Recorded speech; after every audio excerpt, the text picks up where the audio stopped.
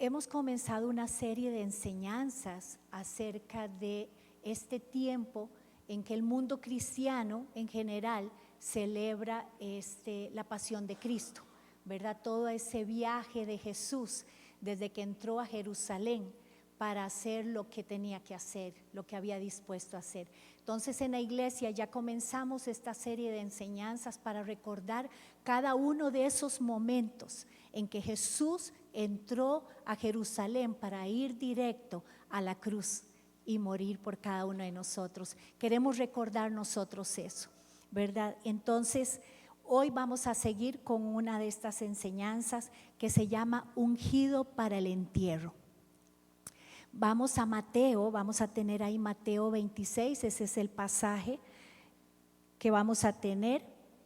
Y téngalo ahí en el capítulo 1 en adelante, vamos a ver algunas cosas y tenemos los pasajes claves también para verlo hoy. Ténganlo ahí, ahorita vamos a leerlo. Pero hermanos, entonces los últimos días Jesús había estado actuando desafiante. Entra a Jerusalén y empieza a actuar desafiante con los fariseos. Estaba Jesús enseñando por parábolas verdades del reino y los judíos se sentían muy ofendidos por lo que él enseñaba. Y entonces decidieron tenderle trampas para tener de qué acusarlo, para matarlo, y comenzaron a organizar complots contra él. En eso estaban los fariseos, haciendo todo esto, pero Jesús seguía enseñando. Vemos a Jesús en los primeros versículos, en los capítulos anteriores al 26, vemos a Jesús saliendo del templo, vemos a Jesús ahí con los discípulos y los discípulos diciéndole: ay Jesús, vea qué hermoso este templo, ¿no te parece hermoso? Y Jesús dijo: de eso no va a quedar nada, va a ser destruido. También Jesús en un momento en los capítulos anteriores se lamenta sobre la ciudad de Jerusalén y él llora sobre la ciudad, dice que esta ciudad que mató a sus profetas y mensajeros. Luego Jesús sigue ahí sus momentos en Jerusalén y Jesús les advierte también de los últimos tiempos en el capítulo 24 de Mateo y les enseña una de las parábolas que a mí me gustan muchísimo, pero que es toda una advertencia, hermanos, las 10 vírgenes. Jesús les dice a este pueblo: prepárense, siempre estén preparados para el final de los tiempos, siempre estén preparados. Nosotros ahora nuestra preparación debe ser para los últimos tiempos, debemos estar preparados para cuando Jesús venga otra vez. ¿Verdad que viene otra vez? Y todos nosotros los que lo amamos y le servimos y debemos desear y anhelar su segunda venida. Ahora, el capítulo 26, entonces en el versículo 1 dice: después de exponer estas cosas. ¿Cuáles cosas, hermanos? Todo lo que Jesús venía enseñando. Entra a Jerusalén y enseña y enseña y enseña y no pierde oportunidad para enseñar, y dice: después de exponer todas estas cosas, Jesús le dijo a sus discípulos: como ya saben, faltan 2 días para la Pascua y el Hijo del Hombre será entregado para que lo crucifiquen. Jesús ya aquí le dice: faltan 2 días para la Pascua y entonces el Hijo del Hombre, o sea, yo voy a ser crucificado. Dice el 3 que se reunieron entonces los jefes de los sacerdotes, y esto era lo que yo les decía, y los ancianos del pueblo en el palacio de Caifás, y dice que era el sumo sacerdote, y con artimañas buscaban cómo arrestar a Jesús para matarlo, pero ellos dijeron: no durante la fiesta, no sea que se amotine el pueblo, ¿verdad? Porque la fiesta para los judíos era muy importante, esta fiesta de la Pascua. Ahora, Jesús les dice que faltan 2 días y que él va a ser entregado para ser crucificado. Ahora, quiero recordarles, el domingo pasado Ismael hizo alusión un poquito a esto, que era la Pascua, para que lo tengamos, recordemos siempre. Yo sé que hay algunos aquí que se lo saben de memoria, pero es tan bueno siempre estar recordando estas cosas para unirlos a ese sacrificio, a lo que Jesús hizo. Dice que la Pascua significa pasar de, ¿ok? Eso significa Pascua, pasar de. Fue instituida en Egipto para conmemorar la liberación de los israelitas. Se celebraba, que era lo que se celebraba en ese tiempo. Cuando ellos estaban en Egipto, la celebraron por primera vez y después la siguieron celebrando año tras año, siglos tras siglos. Y ahí está Jesús listo para celebrar también la Pascua. Entonces lo que se celebraba era el hecho de que Dios había hecho morir a los primogénitos de Egipto y había, sin embargo, pasado por alto las casas de los israelitas. ¿Por qué?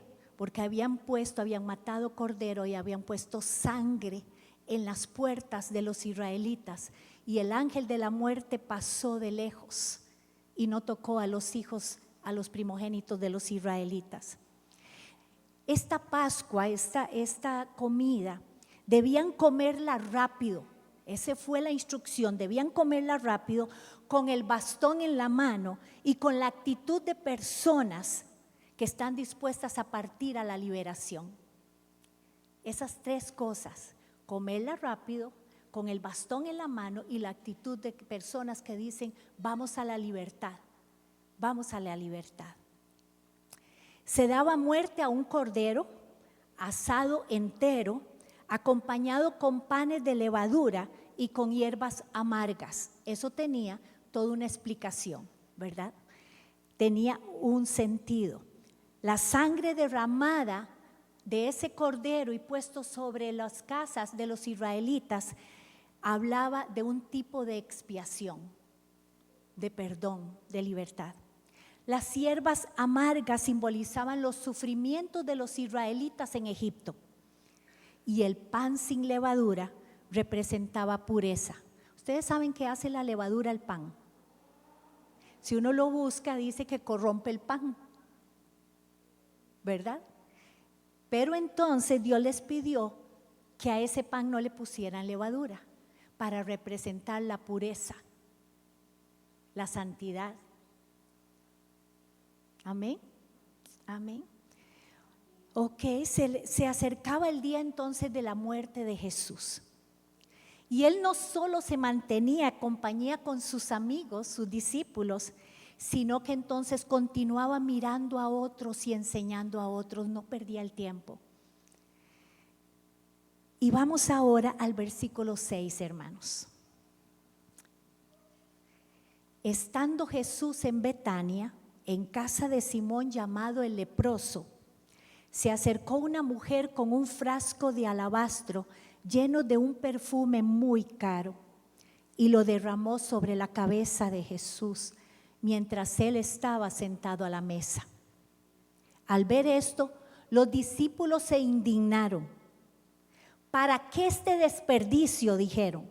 Podía haberse vendido este perfume por mucho dinero para darlo a los pobres. Consciente de ello, Jesús les dijo: ¿por qué molestan a esta mujer? Ella ha hecho una obra hermosa conmigo. A los pobres siempre los tendrán con ustedes, pero a mí no me van a tener para siempre. Al derramar ella este perfume sobre mi cuerpo, lo hizo a fin de prepararme para la sepultura. Les aseguro que en cualquier parte del mundo donde se predique este evangelio, se contará también en memoria de esta mujer lo que ella hizo. Uno de estos encuentros, recuerden que les dije que Jesús seguía ministrando, enseñando, mirando a la gente, y uno de estos encuentros que él tuvo fue con esta mujer. Ahora, estaba en Betania, como a 3 kilómetros de Jerusalén. Ahora, las casas eran muy importantes para Jesús. En esas casas de muchos de ellos, Él realizó milagros, enseñó, desarrolló su vida cotidiana con los discípulos. La iglesia del primer siglo también se reunía en las casas. Y una mujer entró a esta casa, en la casa de Simón el leproso. No sabemos el nombre de esta mujer, pero al final Jesús dijo que siempre se le recordaría. No la recordamos por el nombre, ahora vamos a ver por qué la recordamos y la debemos recordar. Ella derramó un frasco de alabastro de perfume sobre la cabeza de Jesús. Estos frascos de alabastro eran hechos de un mineral de calcita dura, era muy fuerte, como una piedra blanca, que se usaba para guardar perfumes, ungüentos o aceites muy, muy costosos. Y en la antigüedad también se usaban para decoración o para hacer arte. En el Evangelio de Marcos, en el capítulo 14, versículo 3, también nos da un detalle más sobre este perfume que estaba en esa botellita dura, fuerte. Dice que era un perfume de nardo puro. Entonces, lo que esta mujer llevaba era un frasquito con un perfume de nardo puro. El nardo es una flor blanca con la que se hacían fragancias y era un olor, una fragancia muy, muy intensa, muy fuerte. Y se utilizaba en ceremonias religiosas y ritos espirituales. Ahora, hermanos, esta mujer llegó y quebró este frasco y derramó ese perfume carísimo sobre la cabeza de Jesús. Ahora, ¿cuál fue la reacción que hubo en esa casa? Los discípulos que tenían 3 años de andar con Jesús, escuchando sus enseñanzas, viendo el amor de Él y todo lo que Él hacía, dicen, qué desperdicio. La Biblia dice que se molestaron. En Marcos también dice que ellos estaban molestos, indignados. Una indignación es más allá de una pequeña molestia, hermanos. O sea, la juzgaron el momento, todo lo que estaba pasando ahí. Y dice, eso, ¿saben qué? Nosotros sí tenemos la respuesta. Cuando ellos se indignaron, dijeron, eso se pudo haber vendido para ayudarle a los pobres. Ay, por favor, ¿verdad? Tal vez ellos, como habían estado en los momentos en que Jesús tuvo que alimentar a un montón de gente, ¿verdad? Que lo seguía, decía, ya, y con eso hubiéramos comprado un montón de comida para alimentar a toda esa gente que anda aquí detrás de nosotros, ¿verdad? Y todos los pobres. Hermanos,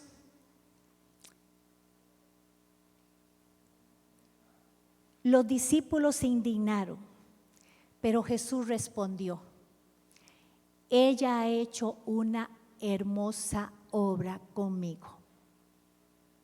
¿Cómo lo vieron ellos? ¿Cómo lo vio Jesús? Ella ha hecho una obra hermosa conmigo. Esta es la historia que Jesús llamó una hermosa obra con Él. Nos muestra un amor abundante. ¿Qué clase de amor tenía esta mujer? ¿Qué era lo que ella había experimentado? No nos dice el texto, pero podemos imaginar por qué ella entró a esa casa, sabía que Él estaba ahí y tomó lo más precioso que ella tenía, porque hermanos, ese frasco de alabastro, según dicen, costaba unos 300 denarios, que lo que dice la palabra que es como el salario de un año de un obrero o de un trabajador en aquel tiempo. Estas mujeres, a las mujeres judías les encantaba el perfume y usaban estos frascos de alabastro y los andaban siempre con ellas. Ya sea guindando en el cuello, en la cintura, ellas andaban estos frasquitos. Estos frascos de alabastro, si uno busca, también los hacían grandes, pero en ese caso ellas andaban estos pequeñitos con ellas. Era muy costoso. Esta mujer le dio algo muy precioso, y era todo lo que tenía. Hace un rato Adriana nos dijo de aquella mujer viuda que dio todo lo que tenía. Y que a veces uno dice, bueno, si me sobra, si tengo otro frasquito por ahí, entonces este sí lo doy. Ella dio todo lo que tenía, eran muy caros.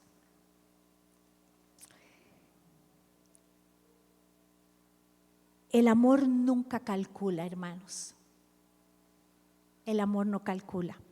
¿Cuántas cosas hacemos por nuestra familia, verdad? A veces, y no calculamos. Digo yo, ¿verdad? Me parece a mí que no andamos calculando si nos van a responder en amor, ¿verdad? Las mamás que le servimos a nuestros hijos. No calculamos si nos van a amar o no nos van a amar, lo hacemos por amor incondicional. Esposos, esposas, por nuestras familias extendidas. Cuando se ama de verdad parece poco lo que se da. Amar significa dar hasta lo último. ¿Qué clase de amor tenía? ¿Qué había hecho Jesús por ella? Para ver ella sin calcular nada, simplemente decir aquí voy y derramo este perfume sobre la cabeza de mi Jesús.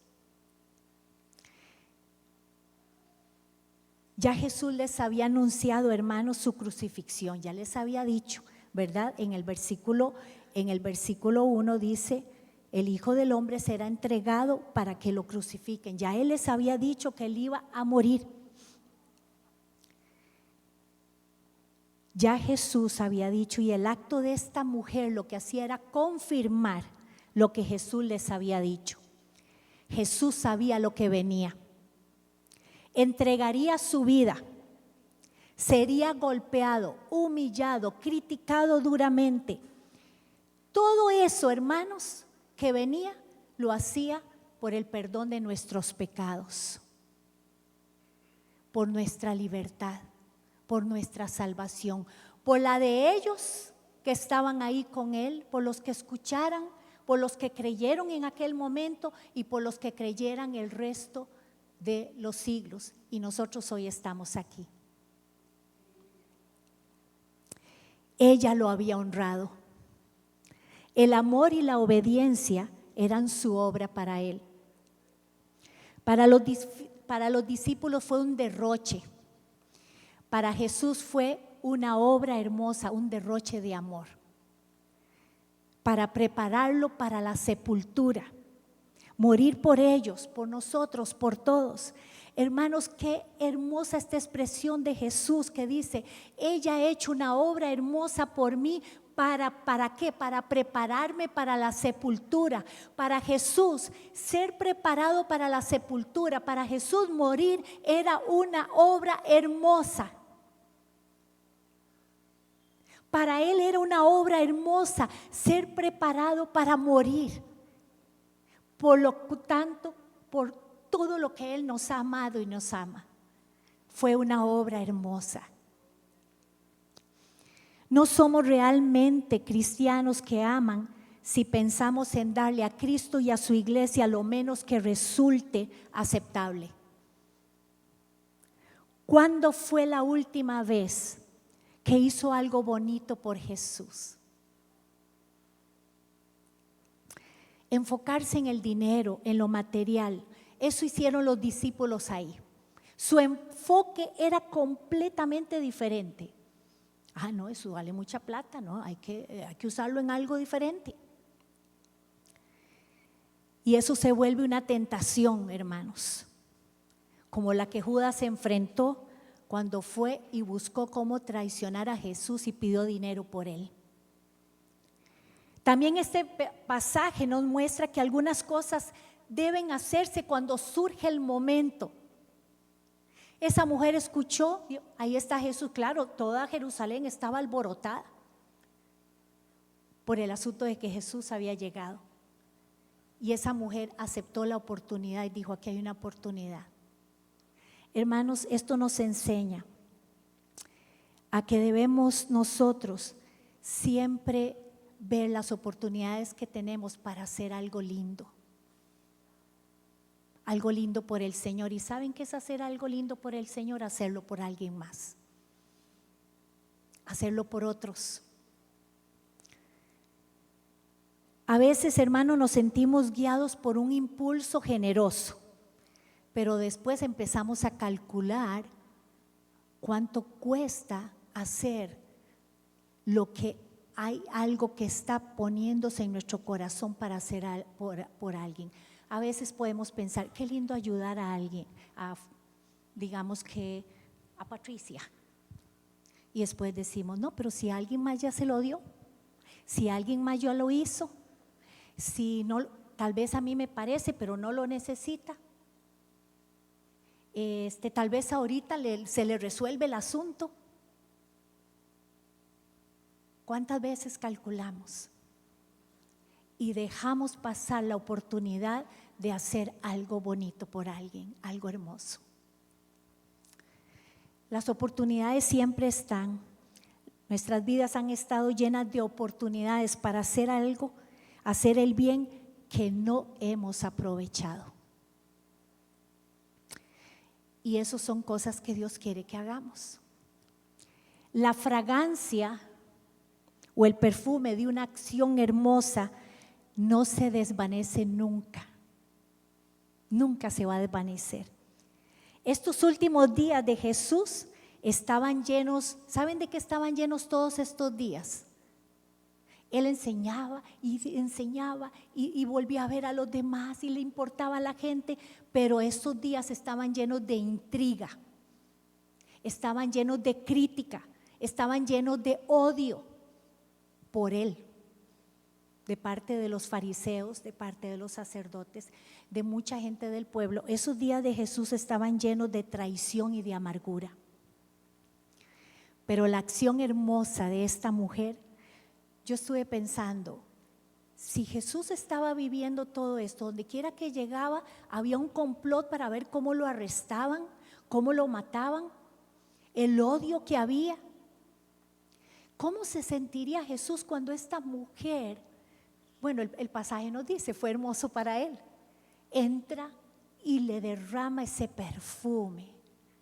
Recuerdan que el nardo es una fragancia muy fuerte y todo el lugar se debe haber llenado. Fue como una luz en medio de las tinieblas para él. Alguien hizo algo bonito por él. Qué lindo cuando estamos pasando, ¿verdad?, muchas situaciones difíciles y alguien viene y hace algo bonito por nosotros, ¿verdad?, que nos alegra el día. O tal vez nos alegra toda la semana, ¿verdad? O nos alegra por mucho tiempo. Y entonces aquellos momentos feos se desvanecen porque queda la fragancia, el olor de aquello bonito que se hizo por nosotros. Una llamada, un abrazo, un confite, ¿verdad? Y uno dice, ¡ay, Dios mío!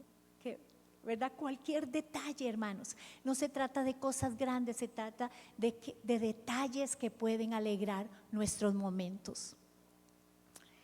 La mujer sacrificó una valiosa posesión para honrar a Jesús. ¿Cuál sería una manera en que usted hoy puede honrar a Jesús? Vea que no les estoy diciendo el resto del año. Hoy. Y si mañana amanecemos, decimos, ¿cómo puedo honrarte, Jesús? Hacer algo hermoso por ti hoy. Ella dejó una obra hermosa, ella dejó el recuerdo de una hermosa obra, porque Jesús al final dice, en el versículo 13, les aseguro que en cualquier parte del mundo donde se predique este evangelio, se contará también en memoria de ella lo que ella hizo. Y hoy estamos contando la historia 2000 años después. Qué hermoso lo que ella hizo. Jesús permaneció siempre conectado con la comunidad, a tal punto que vean la confianza que esta mujer tuvo y ese impulso lindo que ella tuvo para llegar donde él y derramarle el perfume. Él se mantenía conectado aún en medio de los problemas, aún en medio de lo que estaba viviendo. Aún cuando él sabía lo que venía, que no iba a ser fácil, él se mantuvo en relación con el pueblo, con la gente. ¿Cómo ¿cómo podemos nosotros apoyarnos en esta comunidad de fe en medio de incertidumbre, en medio de problemas? Hermanos, ¿cómo podemos apoyarnos? Cuando usted tiene una situación, usted puede decirle a alguien: estoy en esta situación. Estamos dispuestos a ayudar, ¿verdad que sí, hermanos? No es solo porque tengamos un ministerio de misericordia que queremos como concretar todo ese apoyo, sino apoyo de toda clase. Tenemos que apoyarnos. Somos la comunidad de fe, somos la iglesia, Jesús en nuestra cabeza. Y podemos apoyarnos así como Él caminó en este mundo apoyando, ministrando y ayudando a muchos. Ahora, hermanos, quiero conectar esta enseñanza de esta mujer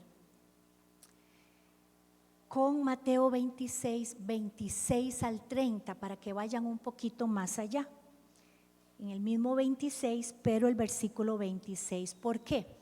Porque estamos hablando de la preparación de Jesús que va rumbo a la sepultura. Ahí está Jesús que va rumbo para lo que había venido, a cumplir lo que el Padre le había definido a Él, le había diseñado para morir por nosotros, para morir por usted y por mí.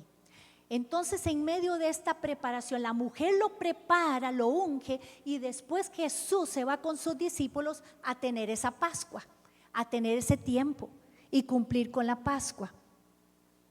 Y vamos a leer en el versículo 26 al 30. Y mientras comían, vamos a hacer un poquito antes. Dice: en el primer día de la fiesta de los panes, en el 17, sin levadura, recuerden lo que les hablé de esto, se acercaron los discípulos a Jesús y le preguntaron: ¿dónde quieres que hagamos la Pascua? Los preparativos para comer la Pascua. Y entonces ahí vemos que él les responde en el 18 que fueran a una ciudad y le dijeran a un hombre. El maestro dice, vean esta frase: mi tiempo está cerca. Voy a celebrar la Pascua en tu casa con mis discípulos. Y los discípulos fueron y hicieron entonces como Jesús les había mandado y prepararon la Pascua. Al anochecer, dice que ya ahí está Jesús sentado a la mesa con los 12. Mientras comían les dijo: les aseguro que uno de ustedes me va a traicionar. En los versículos anteriores ya si usted lo busca, no lo vamos a leer aquí, Judas ya se había ido a vender a Jesús. Pero aquí está Judas comiendo con Jesús. Ya lo vendió, ya tiene el dinerito, pero está sentado aquí a la mesa con Jesús, comiendo la Pascua. Les aseguro que uno de ustedes me va a traicionar. El 22 dice: ellos se entristecieron mucho y uno por uno comenzaron a preguntarle: ¿acaso seré yo, Señor? Y Jesús dijo: el que mete la mano conmigo en el plato es el que me va a traicionar. A la verdad el Hijo del Hombre se irá, tal como está escrito de él. O sea, lo que quiere decir es que así como estaba escrito, él morirá. Pero hay de aquel que lo traiciona. Más le valdría a ese hombre no haber nacido. Judas entonces preguntó, le tocó a él el turno: ¿seré yo, Rabí? ¿Qué quiere decir maestro? Y Jesús le dijo: tú lo has dicho. Mientras comían entonces, en el versículo 26, Jesús tomó pan y lo bendijo. Luego lo partió y se lo dio a los discípulos y les dijo: tomen y coman, esto es mi cuerpo. Después tomó la copa, dio gracias y se las ofreció diciéndoles: beban de ella todos ustedes, esta es mi sangre del pacto que es derramada por muchos para el perdón de los pecados. Y les dijo que no beberé de este fruto de la vid desde ahora en adelante hasta el día en que beba con ustedes el vino nuevo en el reino de mi Padre. Y dice que después de cantar los salmos salieron al monte de los olivos. Ya hemos visto que los profetas, cuando querían decir algo, en algún momento he mencionado aquí, que cuando querían decir algo para que pudieran ser entendidos, hacían uso de acciones simbólicas. Y es lo que vemos a Jesús hacer aquí en este pasaje. Está preparándose para la sepultura. Está dándole a los discípulos ciertos tips, ¿verdad? No solo les ha dicho, claro, yo voy a morir, voy a ser crucificado, sino que esta Pascua ahora la vamos a hacer de esta manera. Esa Pascua la celebraban todos los años ellos. Ahora Jesús les está diciendo a su círculo íntimo, esto es así. Todo el simbolismo de la fiesta de la Pascua era una representación entonces de lo que quería Jesús decirle a la humanidad. Le estaba diciendo a la humanidad para qué Él había venido. Entonces, ¿cuál fue la ilustración que Jesús empleó aquí o usó para decirles una verdad que estaba oculta? La fiesta entonces de la Pascua, ¿qué era?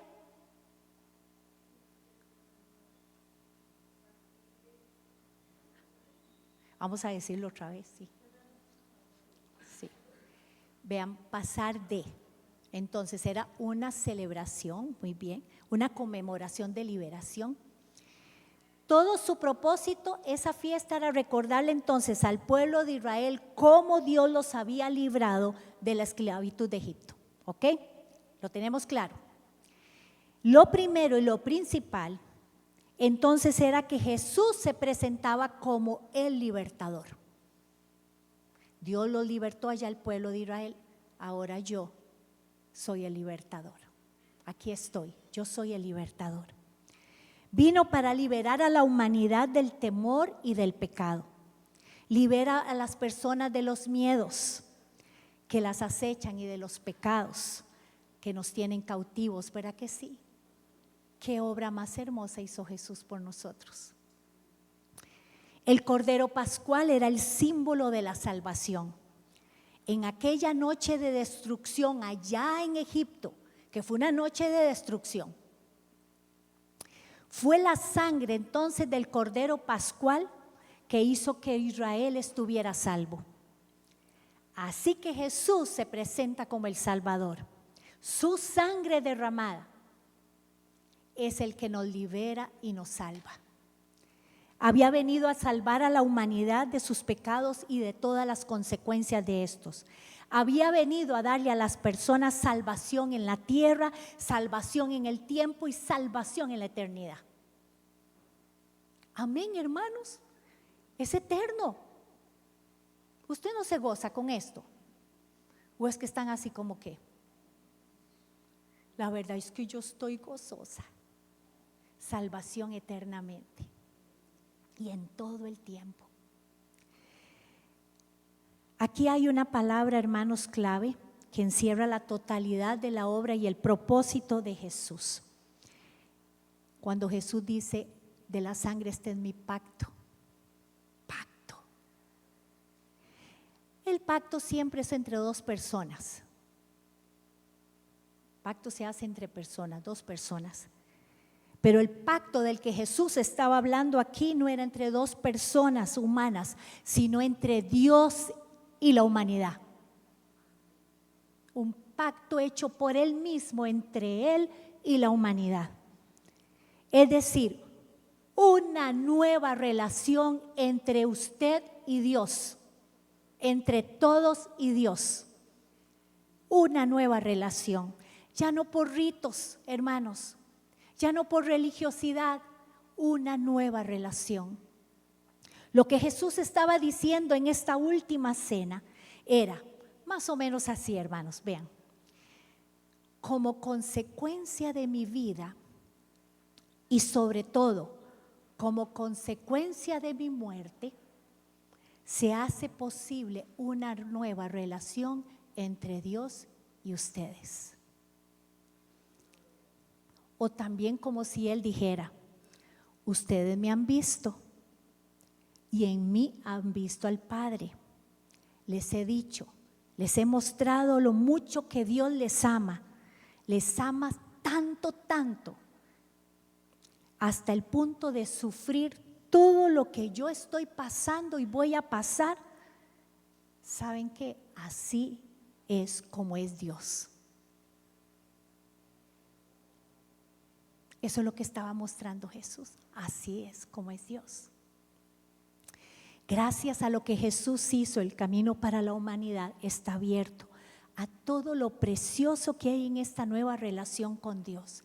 Hermanos, cultiven la relación con Dios. No sabemos cuándo va a venir, no sabemos qué va a pasar con cada uno. Mantengan la lámpara encendida de ese amor y esa relación con Dios diariamente. Este pasaje, hermanos, concluye que cuando Jesús y los discípulos cantaron un himno, porque eso era lo que acostumbraban, cantar un himno al final, y Jesús lo hizo con ellos antes de salir al monte de los olivos, o después de eso salieron a ese monte. Una parte muy importante del ritual de la Pascua era el canto que le llamaban Halel, así le llamaban, que quiere decir alabad a Dios. El Halel consistía en los salmos del 113 al 118. Esos salmos hablan de alabanza, ¿verdad? Es sobre alabanza a Dios. En diferentes momentos de la Pascua se cantaban estos salmos y se cantaban por partes, por secciones. Y al final se cantaba el gran Halel, que es el Salmo 136. Me gustaría mucho que lo viéramos, hermanos. Salmo 136.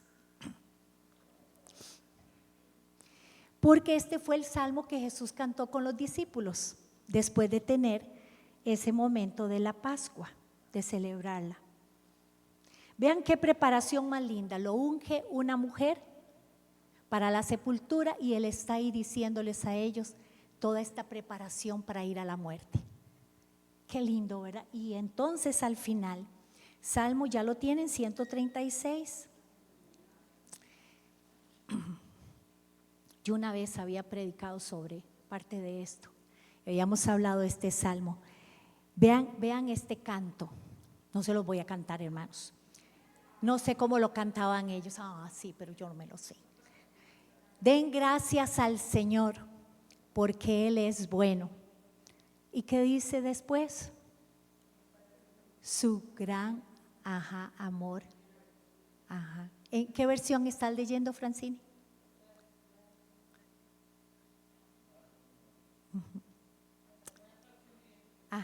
Den gracias, yo en la versión internacional, den gracias al Señor, porque Él es bueno.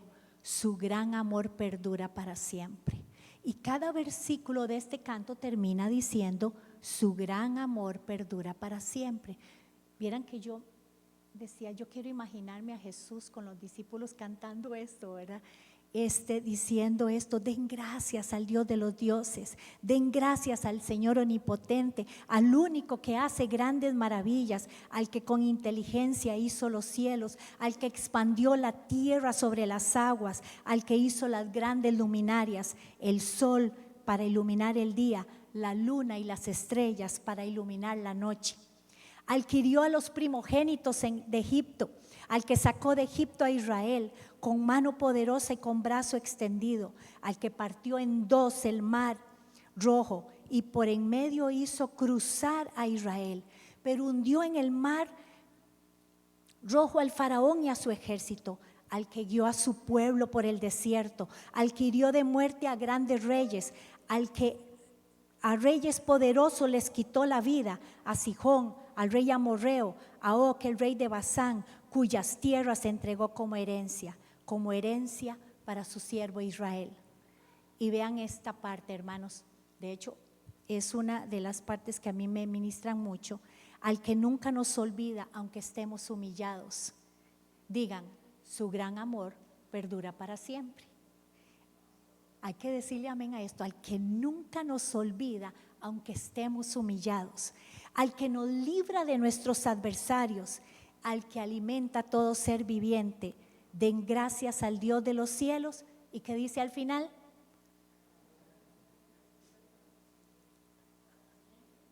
Su gran amor perdura para siempre.